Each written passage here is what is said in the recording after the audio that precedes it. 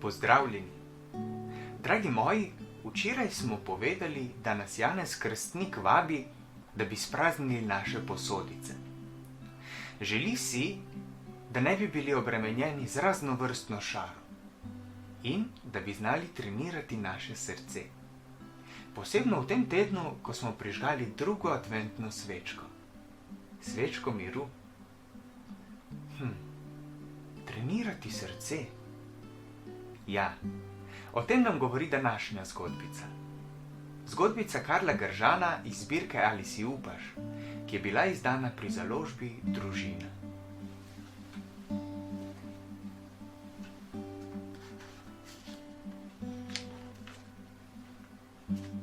Vzeti si čas za trening srca.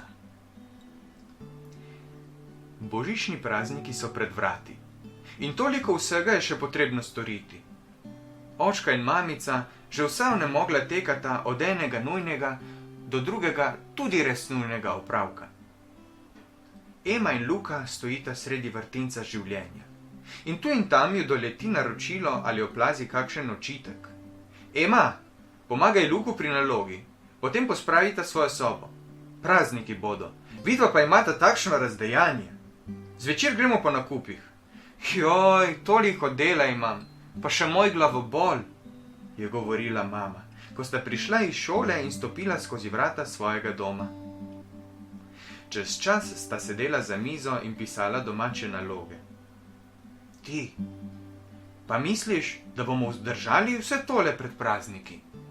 Se je Luka vprašujoče zazrl k svoji sestri. Ema je dvignila pogled in zamišljeno rekla: nekaj bo potrebno storiti. Ko bi se vsaj zvečer ustavili in bili skupaj. Kot takrat, ko je zmanjkalo elektrike in smo se igrali in peli ob svečki. Samo sedaj že dolgo ni redukcije, je otožno vzdihnil mali Luka. Emi so se zaiskrile oči, ko je pogledala brata in rekla: ne reče se redukcija, ampak redukcija. Saj res, imam idejo. Kakšno idejo? Se je Luka začudil. Boš že videl, je rekla Ema in se hudomušno namuznila. Kako me utrujajo ti nakupi, je vzdihnila mama, ko so spravljali nakupljene stvari na svoja mesta. In še toliko dela me čaka nocoj. Cel kup perila bo treba zlikati. Mama še ni končala z naštevanjem vseh bremen tega večera, ko je po vsem stanovanju ugasnila luč. Kaj je zdaj to? Redukcija? Je rekel očka, ko je stopila Ema s prižgano svečko v roki v sobo in rekla: ja, govorilo se je, da bo nocoj redukcija. Joj, pa ravno zdaj, pred prazniki, ko je toliko dela. Kaj bom pa zdaj? Je zastokala mama. Ema je z lučko prižgala svečke na adventnem venčku, ki je razsvetlil mizo in vabil v svojo bližino.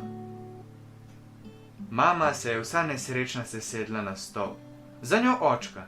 Prisedel je Luka, Ema pa je prinesla igro Človek ne jezi se in rekla: predlagam, da se igramo, dokler ne pride elektrika. Najprej z neje voljo, Potem pa z vedno večjo zavzetostjo sta očka in mamica vstopila v svet igre. V prvi igri, v kateri si je zmago priigrala mamica in se zato še bolj navdušila nad igro, je sledila druga in tretja. Potem je očka pripovedoval svoje dogodivščine še iz časov, ko so bile redukcije pogostejše, in mamica se je ob spominih glasno smejala. Ema in Luka sta se spogledovala. Takšne nista bila navajena. Celo glava jo je nehala boleti. In potem so zapeli. In peli in se pomenkovali do pozne ure, ko so sklenili roke in molili in peli preproste molitve, ki so jim ogrela srca. Svetloba svečk je svetila le tisto potrebno. Pozorne poglede ljubečih v bližini. V sosednji hiši pa sveti luč, je rekel očka, ko se je tik pred spanjem ozrl skozi okno.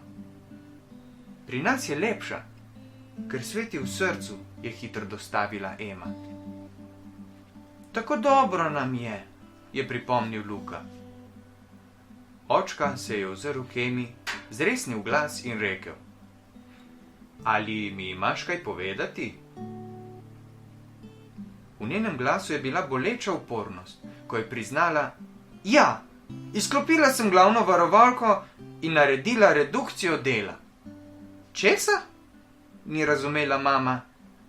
Redukcijo dela. Tako sem pogrešala, da bi bili skupaj, tako kot smo bili nocoj, da bi imeli čas drug za drugega. Včasih mi je tako težko, v srcu mi je težko in si mislim, da bi bila v srcu močnejša in pogumnejša, če bi imela več takšnih redukcij. Tako treniraš srce, v srcu si močnejši. Ema je umolknila in zrla v starša, ki sta se spogledovala. Zdelo se ji je, da se dolgo zreta in se pogovarjata brez besed.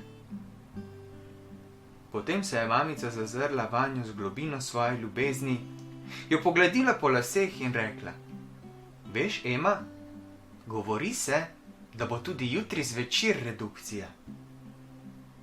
In pravijo, da tudi pojutrišnjem, je pristavil očka.